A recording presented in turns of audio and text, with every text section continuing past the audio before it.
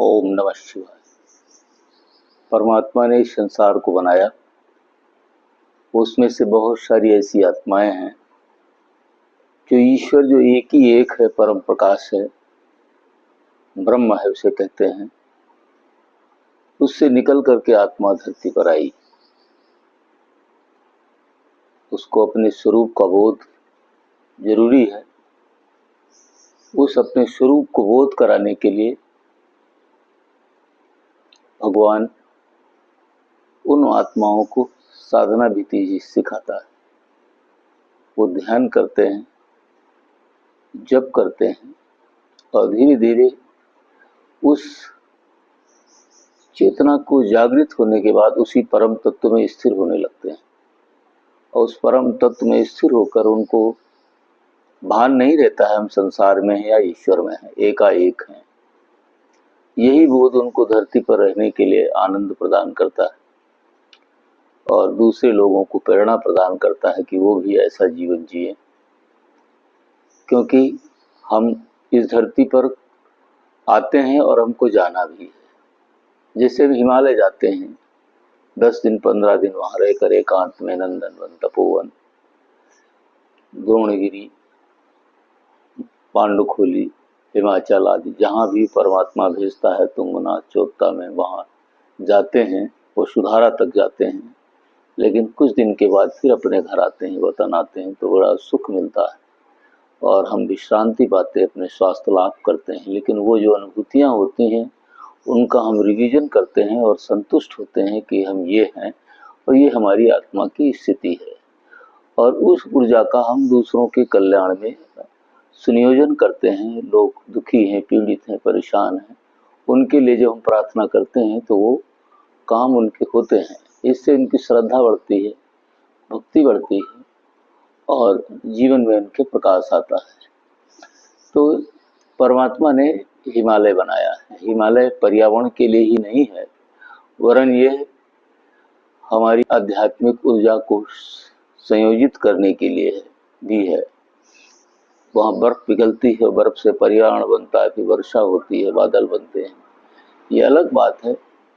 और अनंत पेड़ पौधे वृक्ष हैं, तो ये प्रकृति का संयोजन है। लेकिन आत्माओं की का जो श्रेष्ठ आत्माएं हैं, संत लोग हैं, उनका वो घर भी है।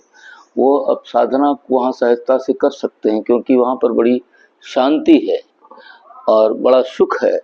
उस सुख में अनुभव करते हुए वो वहाँ पर रहते हैं और उस तत्व ज्ञान का जो अंदर उनके चल रहा होता है, परमात्मा ने डाल दिया होता है बीज रूप में, उस बीज को अंकुरित करते हैं, उसको खाद पानी देते हैं।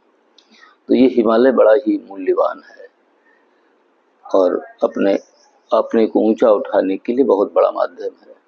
और वो परमात्मा साधन भी जुटाता है, संसाधन भी जुटाता है, सुरक्षा भी प्रदान करता है, आत्मविश्वास भी देता है कि तुम्हें कोई दिक्कत नहीं होगी। तो ये बचपन से हिमालय जाते हैं। जितने भी साधु संत हैं, बहुत सारे गुरु लोग हैं, जो लोग ऊंची ऊंची स्थितियों को प्राप्त कर चुके हैं, उन सब का केंद्र हिमालय है। और हम सबसे प्रार्थना करते हैं कि आप सब लोग भी हिमालय जाएं। हमारे गुरु जी भी हिमालय जाते रहते थे, क्योंकि गुरु जी के जो गुरु जी हैं वो वही हिमालय में रहते थे और जो ऋषि मुनि हैं वो भी वहाँ रहते हैं। हमने तो अनुभूति किया है और वो हमको बुलाते हैं तब हम वहाँ जाते हैं।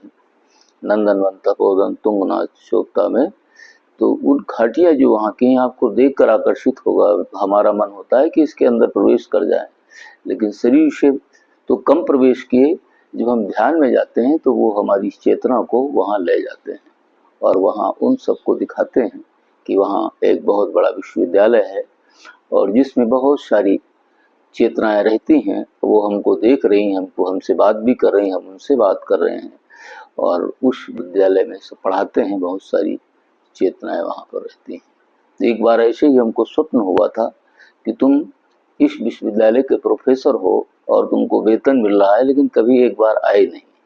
तो हमने संकल्प किया कि वहाँ जाना है और व्यवस्था बनाई परमात्मा ने, हम वहाँ गए और उस सब की अनुभूति की। इसलिए हिमालय जो है ये अध्यात्म का केंद्र भी है। केवल पर्यावरण संतुलन के लिए बड़े बड़े चोटियाँ, बर्फ ऐसा ही नहीं है, वृक्ष, इसके पीछे आध्यात्मिक रहस्य भी है, आध्यात्मिक चेतनाएं भी वहाँ रहती हैं जो विश्व में संतुलन स्थापन के लिए कार्य करती हैं। वही आत्माएं यदि विश्व में संतुलन स्थापित ना करें तो धरती पर जो आज वैमनस्यता है उससे कहीं भयानक वैमनस्यता आ जाएगी, मार काट आ जाएगी। लेकिन धीरे धीरे लोगों को बोध हो रहा है कि वो उस रास्ते पर चलें जो रास्ता सबके लिए कल्याणकारी है। और जन्म मरण का बोध, जन्म पुनर्जन्म का, कर्म फल का बोध कराने से लोग डरते हैं और ज्ञान ना होने पर भी ठहर कर रहते हैं। ओम नमः शिवाय।